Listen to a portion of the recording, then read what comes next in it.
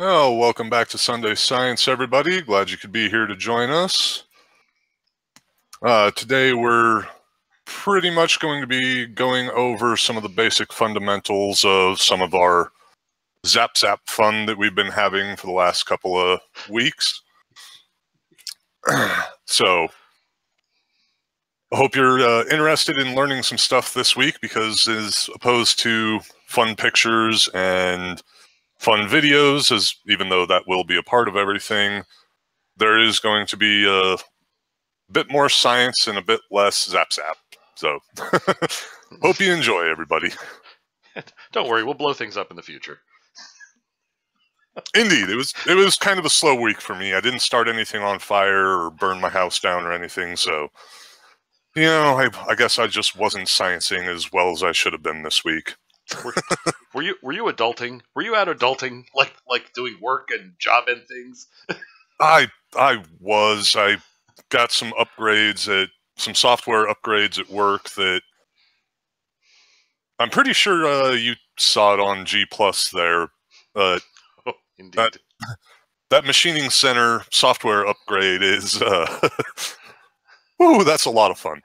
Okay, that was yeah, I guess yeah, gonna need a GoFundMe to get me one of those machines, I'm guessing. What do you think? It's You think about 40 years we'll have in about 40 years we'll have enough contributors so that we can actually own one. Right, and that's not because of the lack of generosity of the general public. That's because of the price of such a machine. Tell them what that machine is, Andy. So, well, and what the heck? I'll see if I can pull the video off of G Plus too while I'm describing it. But all right, let me know when you're sharing. I'll bring it up whenever you want. So, the machine I'm talking about is a 4-axis CNC machining center, and it's manufactured by Haas. It is made in California. They make a lot of really great machines. They don't make the most high-end, crazy stuff on the planet, but they are absolutely amazing machines. They're the largest machine tool manufacturer on the planet at this time, at least. And so this particular machine, it has an X-Y axis table that moves around, Z-axis head comes down, and it's all for machining metal components of this, that, and the other. And why can't I download my own video? This is retarded. Oh my gosh, G Plus some days, I swear. Let me email it to myself from my phone. But so this particular version, it's called the VF3. It's got extended travel in the Y-axis, and it is a super speed mill. So it is the thing hauls. It hauls ass. This video that once I do email it to myself, because apparently G Plus won't let me download my own things. Greedy bastard. It's running at about 450 inch a minute with a 1/2 inch end mill, 1 1/4 inch deep through aluminum, just throwing chips like there's no tomorrow. It is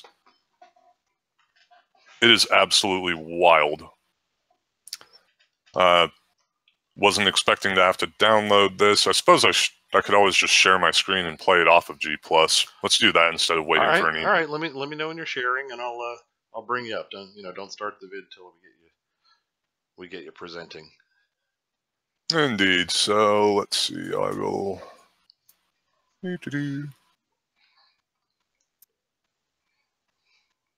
A window. And yes, Bo, I checked my machine earlier today, and there were definite signs of Microsoft. I'm going to have to look into that. All right, I'm ready to present. Okay. And this. You share, and then I will present you.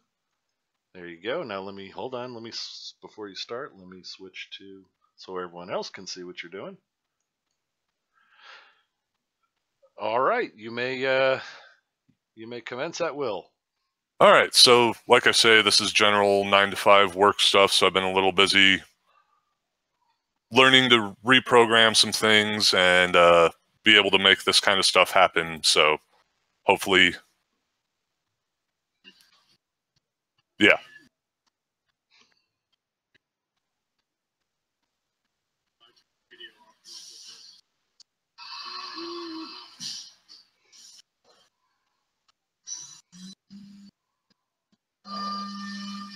Wait, do I hear moving video on your end? I don't have moving video on this end.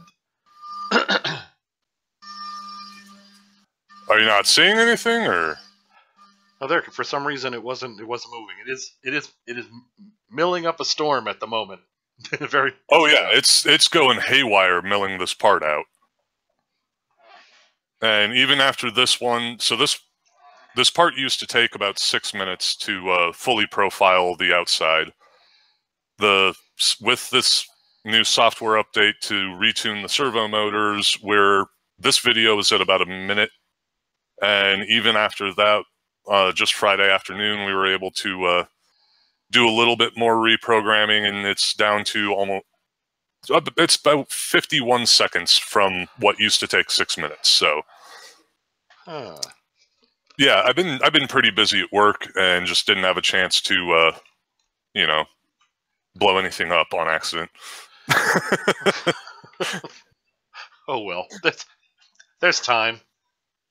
And yeah, the block's physically hot just from that sort of material removal rate. So just thought I'd share that real quick. I thought it was pretty awesome. And I really like my job. Well, cool. I could see why. But there we go. Let's get back there. And let me reshare so you can see what's going on. Oh, there's the comments I can see again. All right, and you should be able to see my screen in the Hangouts again. Yep, we're good. Okay, we are just flying. Look at this. What could be better? All right, and now while that's cutting, while watching that, I just couldn't see because I had it on the other screen. Does that that irrigates the cutting head for cooling while it's doing it, or is that running dry? Oh, that's running. Normally there would be coolant. The metal cutting fluid, I mean, we call it coolant. It's not actually coolant. It just helps lubricate the cutting tool. But normally that would be running, and when it does run, that is running around the spindle bearings as well to help actually keep them nice and cool. But for running a minute worth of a part, I can run that dry in aluminum with the tooling that we have just fine. Okay. It is 12,000 RPM, so you wouldn't want to do it for very long, but for a minute it's okay. I would think so. All right, and for everyone, that's what's the address again? Yes, GoFundMe.com / buy a cool ass machine. Okay. Anyway, look, tell me you would want one of those just like in the garage, like. Oh, I would absolutely love to have one of those in my garage if my ceiling was high enough. Unfortunately, overall the machine is a little bit too tall and a little too heavy. At least that particular one. There are CNC machining centers that are small enough that there are actually some dentist's office that even have them inside of them so that they can make crowns and bridges and the whole lot and directly in the office. So. Indeed, but you see what would happen here. Guys of our sort, if we go to look at a device and go, that's really too big to fit in the garage, we don't think let's go shopping for another. We think got to build a new garage. Exactly. There's always a backyard that can be replaced with some amount of garage. Indeed. All right. Well. So yeah, that's my reasoning behind not having scienced as much as I should have this week and not really having any other new videos, but still, it's always fun to sit down and discuss the actual science behind some of the stuff that we're sitting down and concocting and building. And as much as the Zap is a tremendous amount of fun, sometimes you want to know what's behind the Zap. Indeed. And that's kind of part of the fun, because well, I mean, with our last projects that I would say we're working on, but are still working on, because they're it's an evolution. Everyone has seen our spark gap systems, and once we get those to perfection, next step is a solid state one. But we'll go into why that, why it, what the differences are and all that sort of thing a little later on. But there's an evolutionary path in all this. Absolutely. So for everyone that wasn't here for the last couple of weeks, just to let you know, both Size Strike and myself have been building Tesla coils for a couple of months at this point. Mm-hmm. Once you start building one, it's kind of hard to stop tinkering with it and tuning this and going over circuitry and trying to make things look cleaner than they were originally. They're such a simple circuit, but they take up kind of a large amount of space. They take a decent amount of time to build if you're doing all of the windings by yourself. And once you start building one, it seems like it's impossible to put the darn thing away. Yes. I mean, you make a nice Jacob's ladder, and it goes away, after a couple of hours, and you forget it's there, and until you want to take some parts off of it and maybe make some electrodes or something. But I can't get the Tesla coil away from my work area in any way, shape, or form. It's always there. I've slowed down. I slowed down for a period working on it. I think it was after the third couch fire. But I'm back to. I forget you're running yours indoors. Yeah. I actually enjoy a little smell of ozone. It smells like victory. So yeah, fully indoors. The Welsh Corgi is not impressed. Every time she doesn't like the noise. Every time I go near the thing, I get this look. So yeah. My shepherds have learned that as soon as I start rolling the thing near the door, they're not allowed outside, and they go and huddle by the front door in fear because, I almost blew up a capacitor earlier with the thing and started a homemade capacitor on fire. So the dogs have started to learn to respect Dad's science space. Aha. All right. I couldn't say the same when I was growing up, but oh well. Indeed. That looks like the whole country of Denmark is. Oh, that's a big storm. Upgraded to a hurricane. Oh my. Well, good luck. Wow. Having survived one here at the New Jersey shore. I wish you safety, sir. So. Indeed, especially during the winter months. That does not sound like anything I would ever want to be anywhere near. Indeed, I will say it is. In some cases, it can be a very unsafe place. Well, no. For regular people who left when the police came around and said to everybody, you might want to split. All those people were just fine. The people such as myself who once power was lost, just fired up the generator, turned on every light in the house, put a lamp on the porch, and went out on the front lawn to shake my fist at the storm. That can get a little hazardous, but arrogance has its dangers. Indeed. So yeah. Yeah, obviously Colorado, we don't get a whole lot of storms of that nature, but when we do wind up with a decent blizzard or something, there's nowhere to go. So you always wait it out.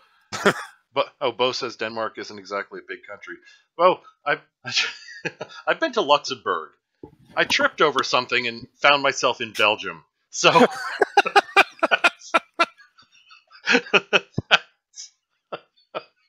anyway. Oh man. Aside from Luxembourg, only Vatican City would be a smaller by any means. Yes. And I think I heard recently somewhere Luxembourg recently got a stoplight on Main Street. Okay, my apologies to all residents of Luxembourg. It was just a joke. And oh man. Okay. Eat Meal who was already pretty high in our opinions on. He was pretty high up the ladder. Has moved up yet another rung. Did you see his comment? As Kalis says, does not respect the fool. Anytime anyone makes a Star Trek reference, we like that person just a little bit more. But, oh yeah, this is, okay. Could I drag you any more? You wanted to do a show about the what actually makes these Tesla coils go? Could I drag you any farther off of the topic? Do you think? My apologies. We're talking about everything but. Hey, sometimes you just have to hang out and shoot the shit for a little while so that you can start talking about the science behind weird electric lightning inside. I don't know why you're doing that inside. Well, of course, at the same rate, I don't know why in the world I take the time to carry it outdoors all the time, but because you like your sheriff, and you like that your neighbor sends them by to say hi every time you do. Yeah, they are getting kind of used to seeing me at this point in time, but that was to be expected. It was the same way when I was a kid. I've always been up to no good scientifically somehow. Indeed. But my chemistry teachers in middle school hated me. In chemistry I was pretty sedate. I was anyway. Yeah, but yeah, I was very argumentative in the whole, protons and neutrons and electrons are as small as they get, and no, quit lying to me. Quarks exist. Well, that's not proven. Yes, it is. Quarks exist. Don't tell me that a thing that's not a thing but three things is a thing. No, I just don't do it. Yeah, most of my mouthiness was expended in middle school when they were more focused on the building blocks of the stuff we know now. Then they get to conservation of mass in chemical reactions and all that sort of thing, and it got to the point to where early on I would say however, and then go into the whole that a small amount is converted to energy and lost and all that sort of thing. Later on in that school year, which I think might have been the 7th grade or something, 7th, 8th, whatever the hell. No, something like that. Anyway, it got to the point later in the year where I just barely got the word however out, and I was dispatched to the administrative offices. That and math, I got booted out of math. That was within a short period with the whole divide by zero argument, and I pointed out that they were technically true, but not for the reasons they said, and launched into the well, yes, what you say seems correct if you approach it from the positive direction, and you approach infinity. But what about if you approach it from the negative direction? This is the real reason that there is no logic behind dividing by zero. And at that point, at least I was thanked before being dispatched to the administrative offices. Anyway. Good stuff. Oh, yeah. Bo, I agree. Oddly enough, I seem to be in a town that understands, especially after the hurricane. They understand why we have the antennas up. All right. Yeah. Growing up, I had a hammy next to me that was, oh man, we grew up a little bit more rural and what have you. So, 150-foot antenna, no big deal. Indeed, it was great. Yeah, actually, obviously, I believe most people know that I do the ham radio thing.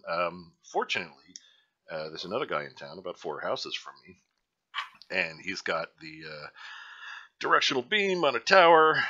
He's very cool stuff. it doesn't need an antenna tuner because the antenna changes length to match, so it's resonant on whatever frequency he's using. Each of the I don't know if you know what a Yagi antenna looks like. There's an active element that's a dipole that's just, the feed wires come up and it's two poles in opposite directions. That's called a dipole. And what's in a Yagi antenna, which is named for the guy that came up with the idea, there's one slightly longer bar behind it.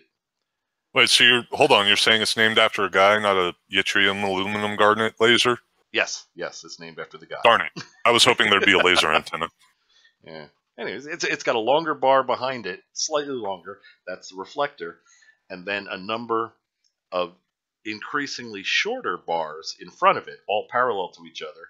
And those pick up the signal and re-radiate it, and each one adds to the signal, and that's the beam antenna, Yagi. And you can point it in different directions. And if you're at the right frequency that matches, for the number of bounces you want to get, you can send a transmission in one direction, wait for it to travel around the Earth, and pick yourself up off the back of your antenna. This is stuff I have not gotten into arguments. I have not mentioned to the FE crowd because it would be like talking to this beer bottle in front of me. Yeah, right. Anyway. Yeah, he's got that. He's got two of those, way the heck up in the air. So I just use wire antennas. I have good results. They're low to the ground, and nobody notices. I've never had a complaint.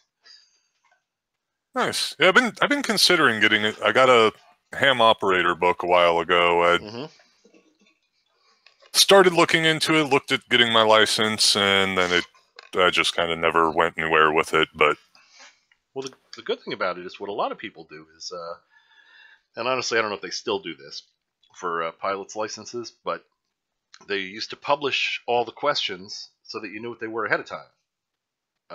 Yeah. Pilots? Yeah, I think pilots used to do that. And the ham for the ham tests for the different. First off, Morse code is gone. That's not a requirement anymore. But they publish all the questions. A lot of people just download a thing for their phone that just goes through the questions, all of them, in the question pool. They pick like 30 for one test and 50 for another. Anyway, and they just go through them so that when they get to the test, it's like cramming in the college, where you get enough information and it'll stick in your head for a day, so you can ace the exam. But then on day 3, you really don't remember any of it. A lot of people do it that way. But anyway, that's yes, Yagi Uda, two separate individuals. You are quite correct.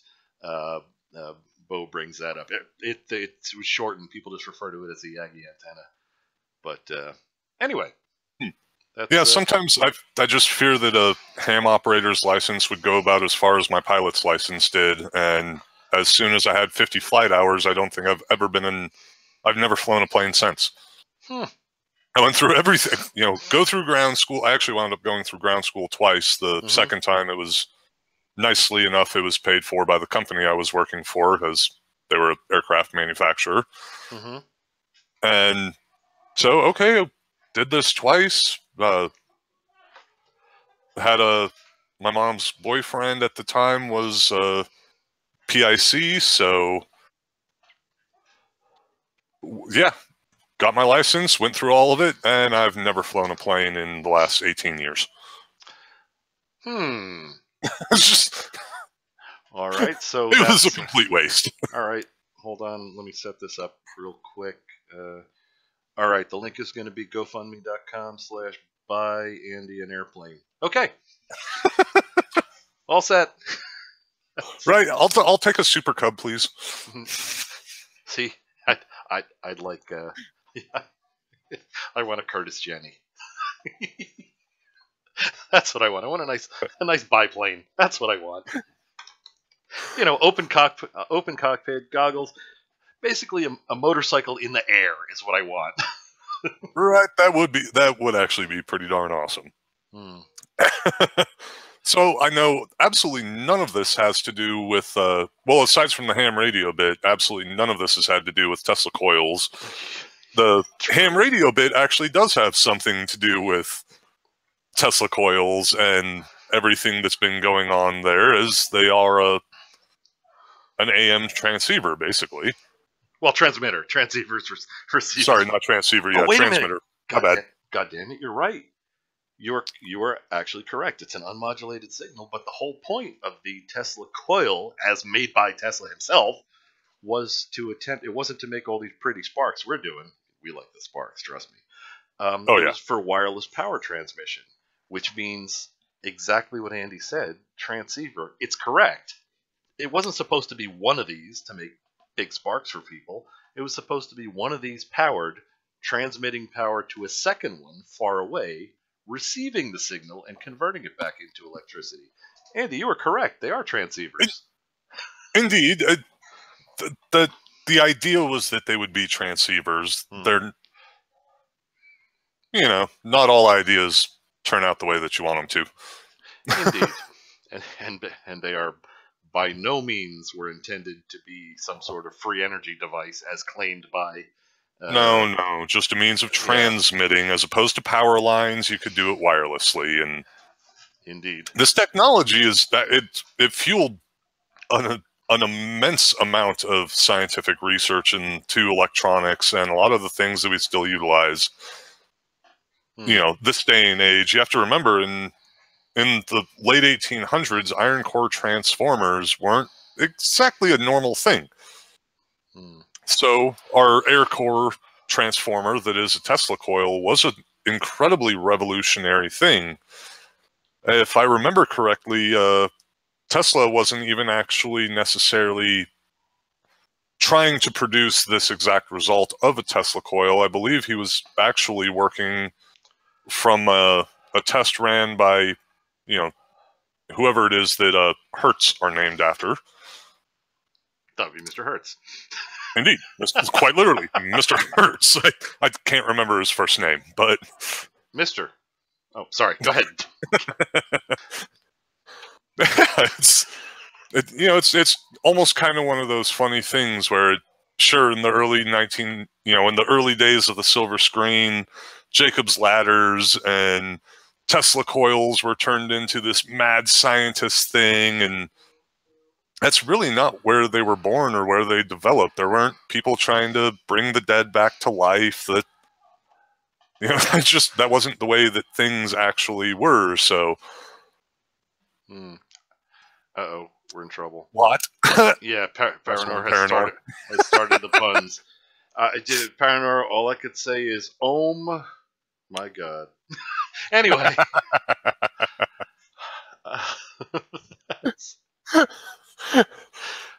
Okay, we already had one of these. Yes, we did. It did not turn out well. And actually, I don't know if you've noticed, it's still going on, and it's all around one word, which we will not say. The word which shall not be spoken, because we may trigger something again. It's an easy one to get going, and I don't blame anyone for doing as such. Not at all. Anyway. Pun fests are always a great time. Absolutely. I would tend to agree. Yes? Freighter Chaos. Heinrich Rudolph was it? Is that Hertz's first and middle name? I knew Heinrich Hertz. You know what? Oddly enough, I didn't know Rudolph was involved. Interesting. I could not remember the name for the life of me. I swear. It just... I've always remembered that Hertz is an actual person's last name, and that's where Hertz comes from. That's what frequency is based around, is his research early on. And yeah, I think it's really awesome that Tesla was working off of Mr. Hertz's work. That's how the Tesla coil actually wound up coming into existence. And there are obviously other things involved with wireless power transmission, this, that, and the other, but... Indeed. Uh-oh. Baronor says, should have said, oh my.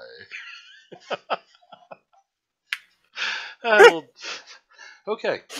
Okay, you just slow it down another few seconds and avoid the laughter at the end. You got this, Side Strike. That's the best I could do. George is just amazing. He's got that voice that every year it seems to get lower and deeper. Eventually, he's only going to be able to talk to whales. Right. It's going to get subsonic any time now. All right. Absolutely. Yeah. One of these days, I'm going to wind up getting some. I don't know if any. Yeah. Obviously, helium makes your voice higher. There's some other fun stuff that makes your voice deeper. I'm really wondering what in the world I could do with that.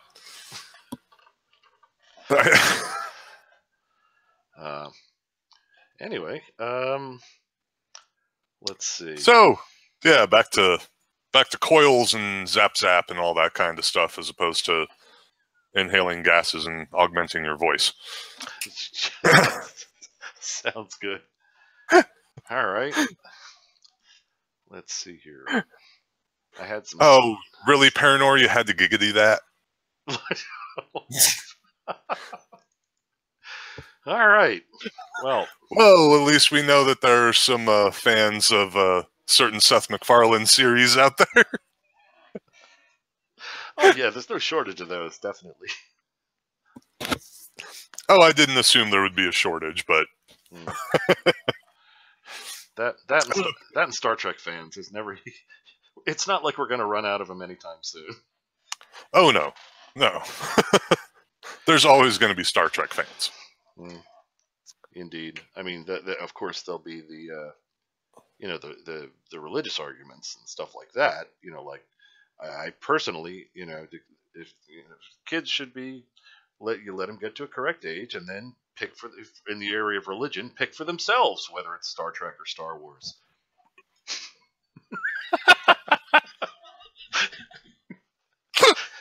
All right, see, to me that was hilarious. And that was the best courtesy laugh I've ever heard, Andy. That was perfect. I actually. Okay. All right. Okay, so. All right. Air core transformers. Yes. And no, not the little things made by Mattel that just make you angry and you wind up breaking because they don't function right. Air core transformers and so obviously you have to have the iron core transformer in line first before, so that you can get your regular household 120 volt if you're in the US, 240 if you're everywhere else in the world, because the US really likes to steal from you when it comes to your electric bill. For those of you who aren't aware, the higher the voltage, you cut your amperage in half. So yeah, when we run everything off of 110 here in the States as opposed to 220 as like the rest of the world, yeah, we're being billed by the amp hour, and it just means you're paying more. And let us not forget heat loss, extra current, extra heat. Oh yeah, it's horribly wasteful. It serves absolutely no purpose. Aside from making your breakers trip a lot more often and just things costing more money for absolutely no good guard reason. I'm detecting a little bit of animosity there towards the. Agreed. I agree. Yep. When you're working with industrial electronics, you're typically dealing with 480 volts and 3 phases. So, that machine that we showed earlier, from why it is that I was so busy this week and not getting other sciencey fun stuff done because I had work stuff of destroying aluminum and carbide and things of that nature. Could you imagine a machine like that running on 120 volts AC? It would be 500 amps, if not more. I mean, it'd be at least 500 amps. The thing runs 80 amps at 233 phase, so... Yeah, that would... I was going to ask if it was just, straight 240 or 3-phase. That is a much more efficient way to, at least to push a motor. Doesn't do a lot for light bulbs, but...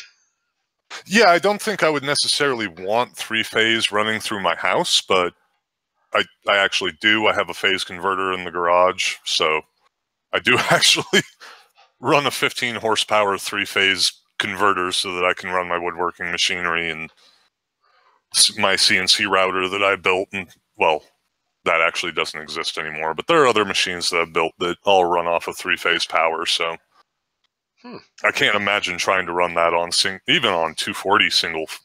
Technically, I would say it's two-phase, just 180 degrees out of, yeah.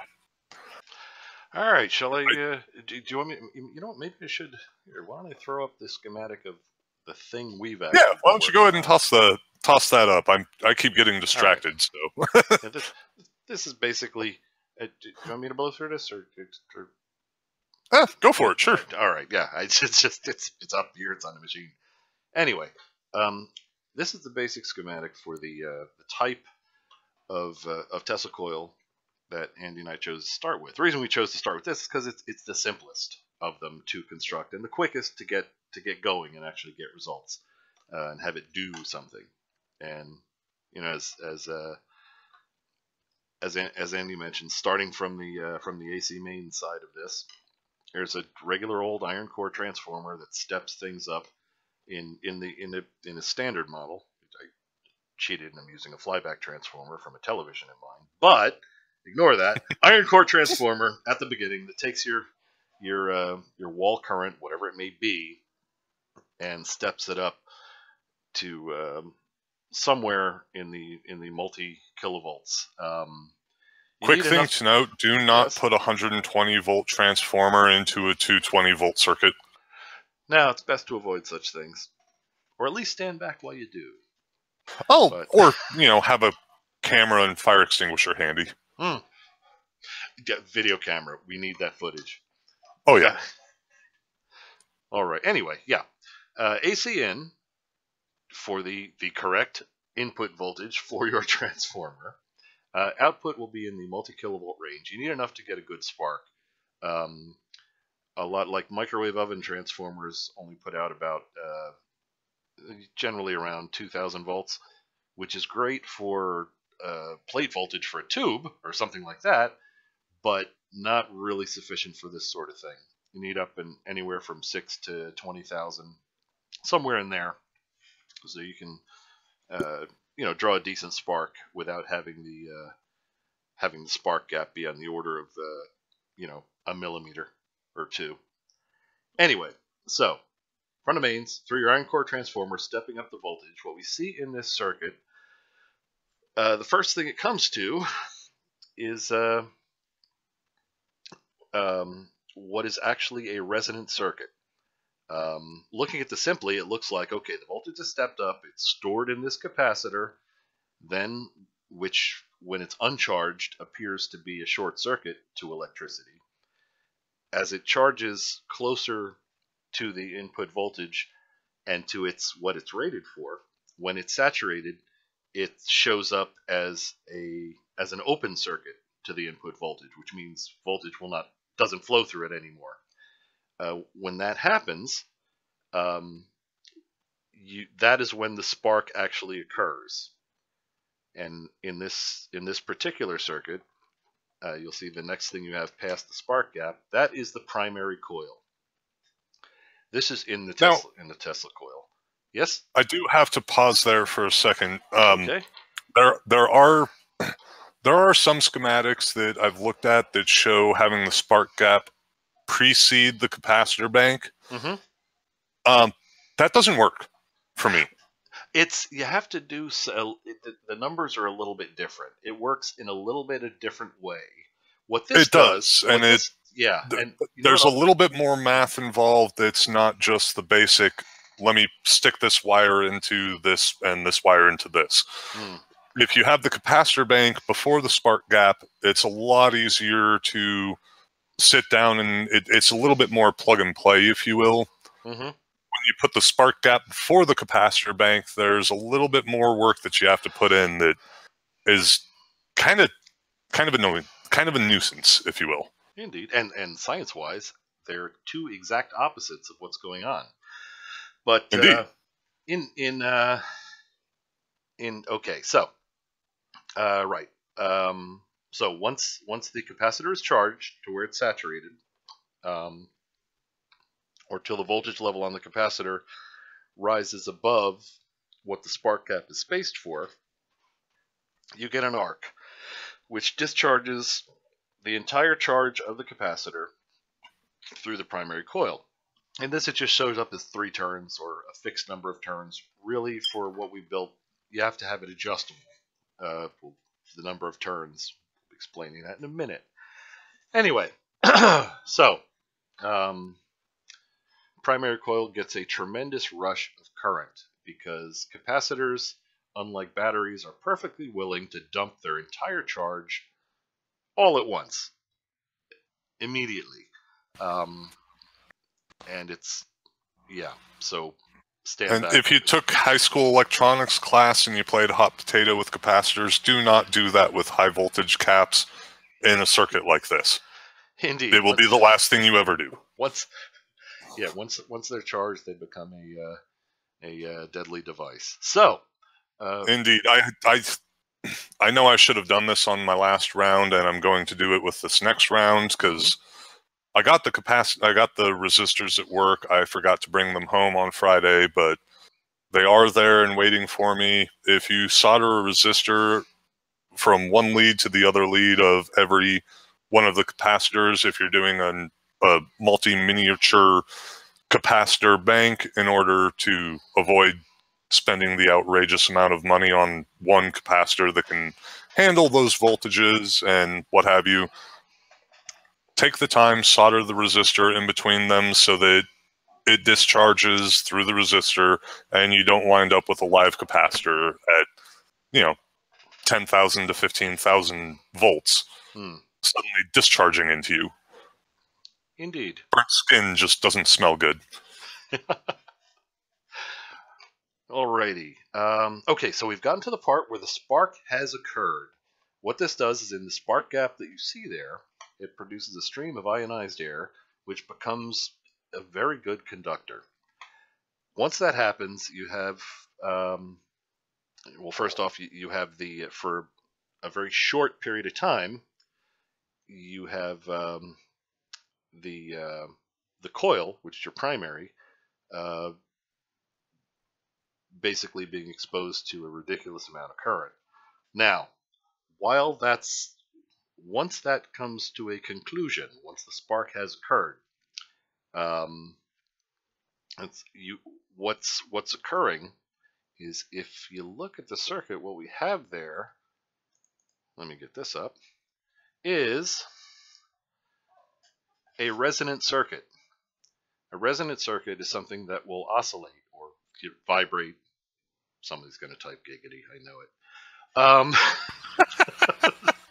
It will oscillate, and based on current being exchanged between the capacitor, which is charged electrically, and the coil, which is and it basically adds inductance. There's the giggity. The coil adds inductance, which is it stores.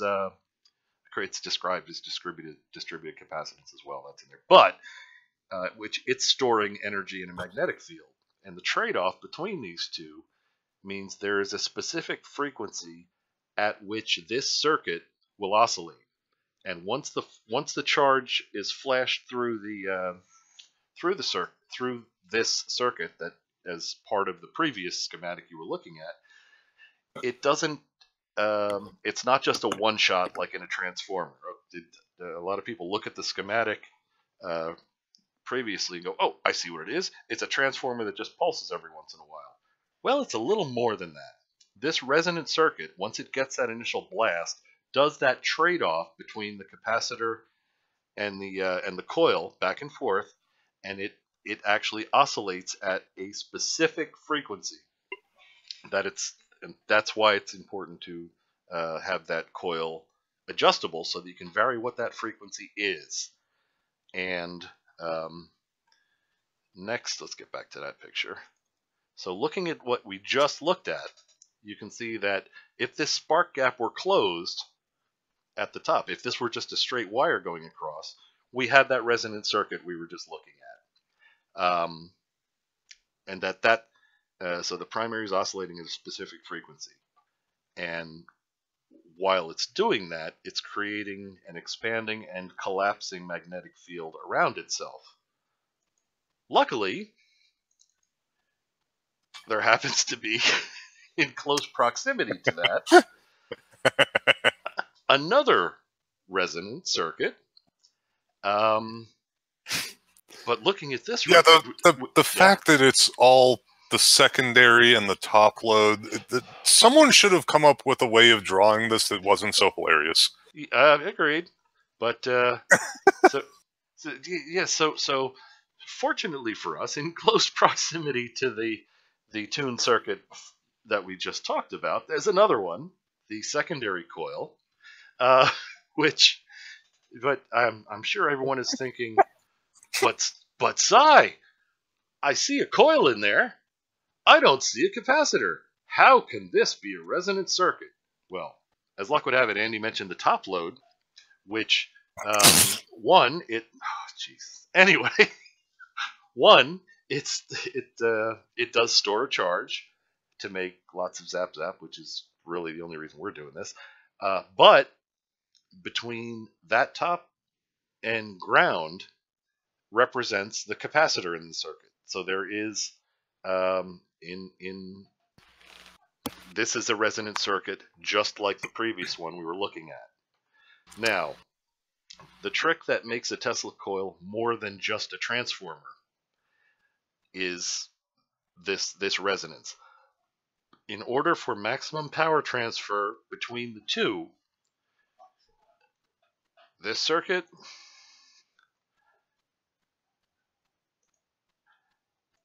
and this one both have to be resonant at the same frequency for maximum power transfer. So, when that happens, you get resonance in the secondary coil, which, in addition to being a transformer, also oscillates at radio frequency. And hence the cool sparks we seem to be getting. Now, maximum power transfer does not give you the coolest sparks. You actually have to have that primary circuit we looked at tuned slightly lower, because once you get small streamers of plasma starting to appear at the top of your Tesla coil, plasma streamers, if you remember when we talked about the spark gap, once air is ionized, it's conductive. What happens when these streamers show up and go, oh, look, cool, they're conductive. They're making that top load larger by appearing. So the capacitance increases and the resonant frequency of the secondary circuit decreases. If both circuits before operating the device were tuned exactly the same, as soon as you got any kind of plasma stream, the secondary would be detuned and it would no longer be at optimal power transfer. So primary has to be tuned slightly lower. The resonant frequency has to be tuned slightly lower than the secondary for that reason. Let us see. Have I missed anything? Okay, there you go. Yeah, I don't think you missed that's much of anything on that. That was very well described. That's how these little bastards work. a spark gap Tesla coil, that's how it works. Hey, look, Tornado joined us too. Cool. All right. Hey, my. Tornado. Oh, Parrot, thank you. Look what Parrot says. We have. How did so much time slip by? Well, according to my clock, it's only 9 minutes, not 11. Oh, geez. All right. You know what? Very, very quick. Okay, that whole circuit we just showed you. I just got a text message from the Science Strike Force lawyers. I'm supposed to add to the end of that, don't build this. And they said I had to say it real emphatically like that too. So, don't build this. There we go. It's unsafe. Okay. Is there perhaps a smaller version that is much more go ahead and build even if you happen to be sitting in a dorm room waiting for class to start? Why, Andy, it is fortuitous that you would ask. There is, in fact, such a circuit that one could build on one's own safely, assuming one did not have a pacemaker, because even if you do, at certain, yeah, you get the idea. Yeah. Whatever. Anyway, there is such a circuit. If you have a pacemaker, don't play with high voltage electronics. Period. Please. Or any medical equipment that is has a high component count. Look at this little fellow. Alrighty. This is very cheap and very easy to build. Component count is as low as you can get and still say you built something. This is very simple. It operates in much the same way as the circuit. This is odd for me. I'll try to actually talk at the speed that normal humans do to try and get through this in the amount of time we have. Anyway, this is very similar. You'll note we still have the two coils. We're cheating on the primary coil. We don't, in this circuit, we do not have a capacitor to make the primary resonant to anything. The secondary is still an open-ended coil that basically the strand of wire at the end represents the top load or capacitor in the secondary circuit. But the primary is not tuned. We cheat with this circuit, which a lot of people have built and used successfully. It's called the Slayer circuit. What we do is we trick the primary into pulsing at the resonant frequency of the secondary. When you power up the circuit, the transistor conducts, and the primary coil gets a kick of voltage. Yes, yeah. It can speak metric. I like it. Anyway, when the primary gets a flash of voltage across it, the full 9 volts, because the transistor conducts, it creates a magnetic field which energizes the secondary as well. That magnetic field encompasses the secondary, and as that magnetic field expands, a voltage develops between the two ends of the secondary, which is fed back to the transistor out of phase with the it kills the power, and this is what causes the oscillation. Anybody can make this, and it works. At some point in time, we will have to describe how you can have a direct current that's out of phase. Yeah, all right, we don't have time for that. That's not today. That's not today. But that is an actual thing that a lot of I've come across a lot of people that work in computer electronics and low voltage electronics. They swear that there's no such thing as out of phase in low voltage. There is. Indeed, I would tend to agree. And that might be a decent episode all on its own. Yeah, I would tend to agree. Anyway, so you know what? Maybe when we do, I'll store this on G Drive and make it public, so anybody who wants to download this can do so and work on their own. You know what's sad though, Andy? Yes. It's sad that at least a couple of people, if maybe there were just like 2 people that didn't have to go out and buy a transistor and buy an LED and buy a something like that. Wouldn't it be nice if there was a way that at least a couple of our viewers had like a kit or something? Well, I'm pretty sure we do have a couple of those lying around. We might be able to, I don't know, maybe auction them or just. You know what? Auctions give them take so much. With a random selection. Yeah, auctions take so much time. Why don't we just give them to folks? What do you think? I'm good with that. Do you have some kind of a form or some sort of a way for people to apply for this? I do, in fact. You know what? Maybe we ought to show them what the hell we're talking about. Awesome. Here's a nifty little kit. Some of you may have seen this picture before. It comes with basically all the components. does not come with. I've built this. It works. Actually, many of you have seen it. This is the one that plays the movie night good night song in one in one of our little short videos, just to show you that we're still alive. It doesn't come with a schematic or anything like that. All of the components are printed directly on the board. You just find what it says on the board in the bag and go, this needs to get put here, and solder it in. So a small amount of soldering and learning a little bit about electrical circuits if you don't already know it, and voila, you get a music playing Tesla coil. Indeed. And if that's pretty awesome.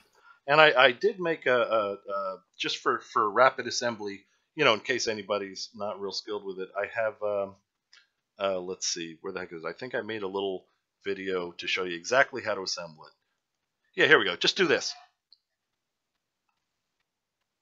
Okay, there you go. See? From bag. Gotta use flux when you solder. Yeah, good. Right. There we go. That's it. That's all you gotta do. Okay, and that very cool. that instructional video will be that useless video will be deleted. That's what'll happen to that. Anyway, yeah, we have that. That is the one that some of you saw. It does it'll play music through the plasma as well. It's one of those from anything. And we might have to take some time next week to talk about how it is that you can actually utilize, MP3 and MP4 type formats to actually adjust the current running and the frequency running through. I'm not going to say that I understand 100% of how in the world that one works, but I definitely want to learn everything I can about it. And it's all yeah, it's a very interesting field, and again, it's if you look at it as just dealing with superimposing waveforms upon each other, all of a sudden it looks, that's all? Okay, I could do that. Yeah, right. Anyway, so yeah, I would put the. You know what? I'll put it in there anyway. Oh wait, okay. You know what? So people aren't just hitting the form and putting, oh yeah, I saw the show. I watched the thing. Give me the prize. There's a code. There's a code on the form. Everybody, get your pencils. Get ready to copy. The code is as follows: D7724T space delta 6 space epsilon space 2441 space underscore space ampersand. Okay, that's it. That was easy enough. Yeah. And here I'll put the. All right. Okay. The code is Tornado. I will hit you up in Google Hangouts in a little while. Don't worry, all right. You're still going to wind up helping me out with some chemistry, so let's just go from there. I hope nobody is actually writing down look at E. What was the 31st digit?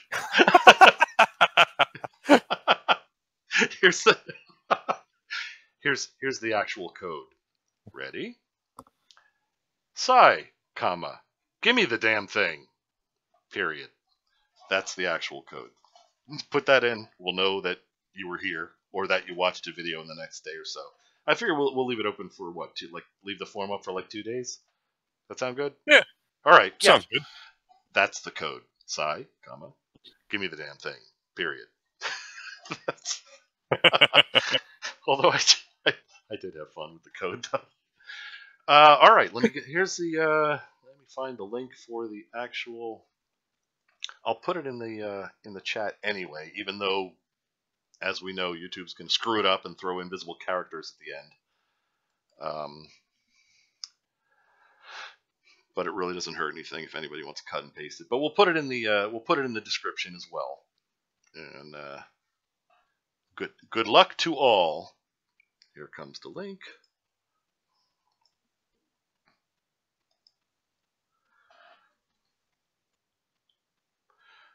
There is yon link. Good luck with it. You're probably going to have to copy it, put it into the address bar, and cut off the extra nonsense characters that are thrown into the end because it just baffles Chrome. And anyway. Indeed. So that's yeah. Good. Best o' luck to all, and two of you. Oh, and yeah, and if you hate the idea of soldering, and I hope and you don't know anyone who can help you by helping you with the soldering, you probably don't need a Tesla coil if you don't like to solder. Maybe if or I mean, okay, maybe that was a little bit too much, but well, no, it's there. You're going to have, in order to get this to function, there's going to be some. It's limited. I tell you, 5 minutes was the because I put all the components in first, bent the leads over so they stayed in place, flipped it over, put flux on all the connections, and soldered them all at once. The entire soldering process was over in 5 minutes, and 3 of those was used. We're not talking about sweating pipes throughout an entire high-rise building like you're a plumber sitting down and doing this for a daily. Right. It's a couple of connections. It's not that big of a deal. Right. Yeah. And but there is some soldering involved. If there's no possible way, either you can do soldering yourself or you know somebody that can help you, then you might not want to get this particular one. It looks like there might be an issue with the link. Should we look into that before we stop broadcasting? Yeah, let's make sure people can get to the right place. What the heck? Yeah, that'd be a bummer. Let me see what the link comes up as. Copy. I get a 404 not found. Let me paste it in here. Oh yeah, there's a whole bunch of extra. YouTube.com redirect. Yeah, bastards. It's a bunch of redirects. All right, you know what we're gonna do? Just because we're cool people. Well, you and all the viewers are. What we're gonna do? You're pretty cool yourself, Si. There's no reason to discredit yourself. Okay. Let's see. I will put the link to the form right now into the description.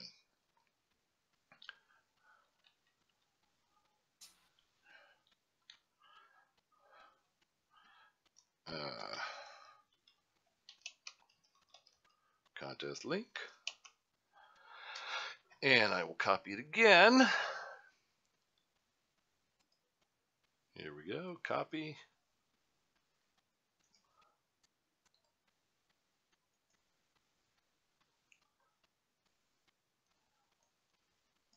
Alrighty.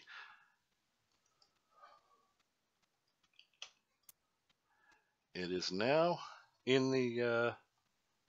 It should be showing up now in the video description. Let me know if you actually can see it in the video description, and life will be good. I don't know. You might have to refresh your page or something like that. I don't know. It happens. Well. Uh-oh. Yeah. I'm supposed to check my twittering machine. Oh, those twittering machines.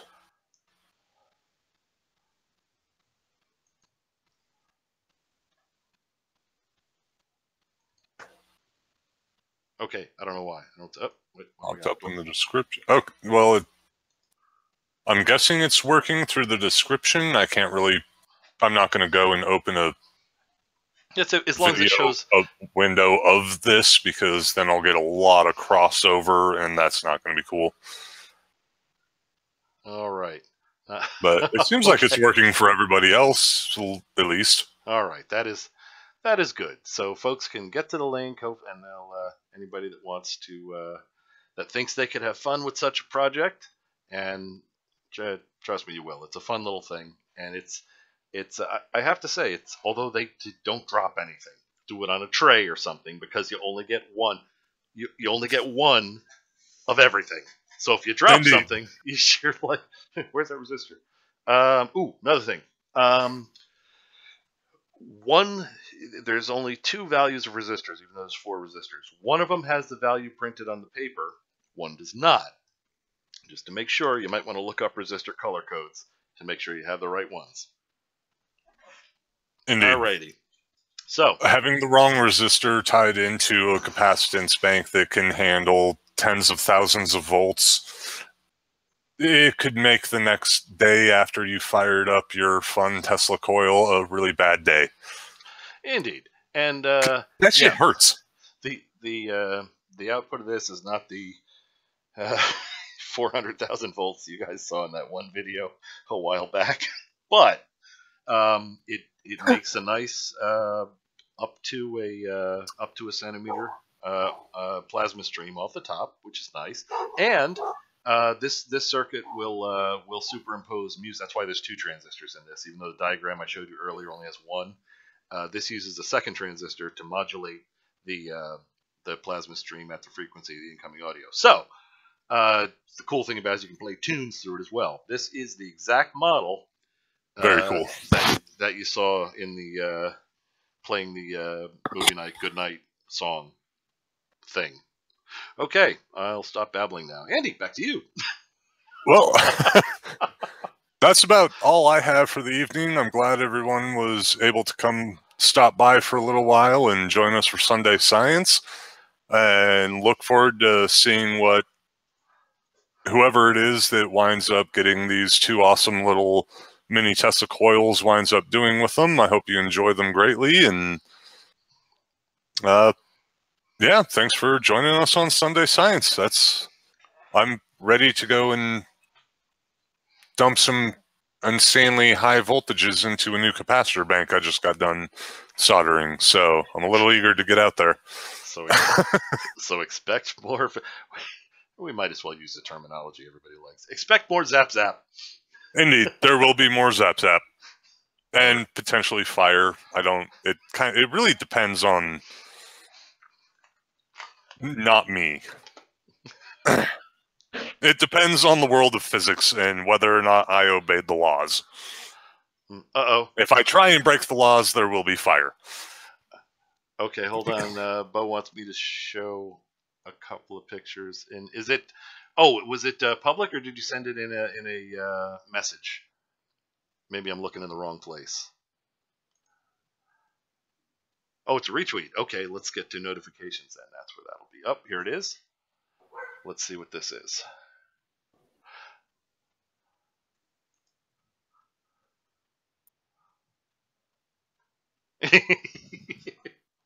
All right. Let's see. Save image as. All right. Save image as. Nice one, Freighter Chaos.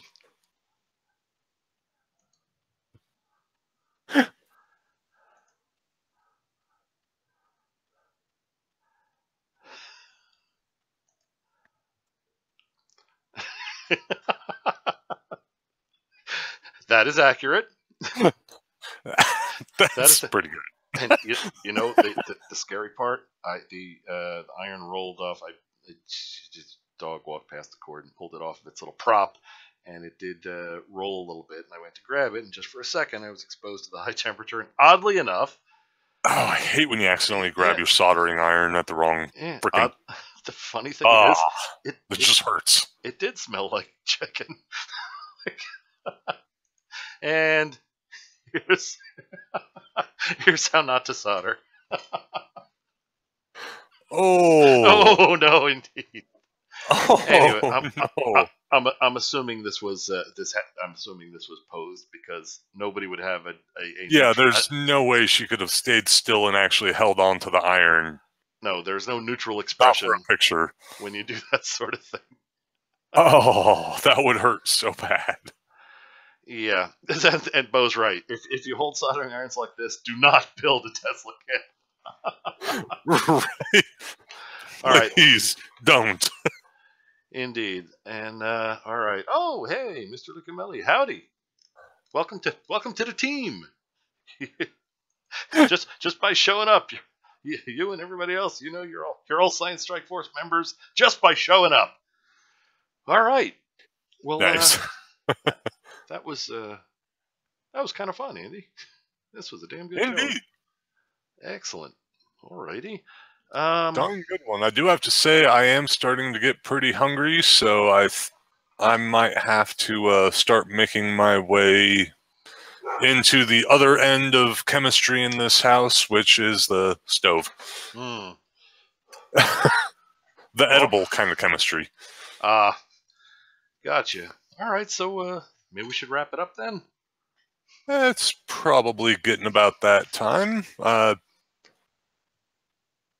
I don't think I have a whole lot more to add. I'm glad everyone could be here and pretty excited to find out what the random drawing for the winners of the little do-it-yourself Tesla coil kits are. I'm real excited to see that, and hope you guys are as well. And if there's any difficulties in building them, feel free to contact us. Happy to assist.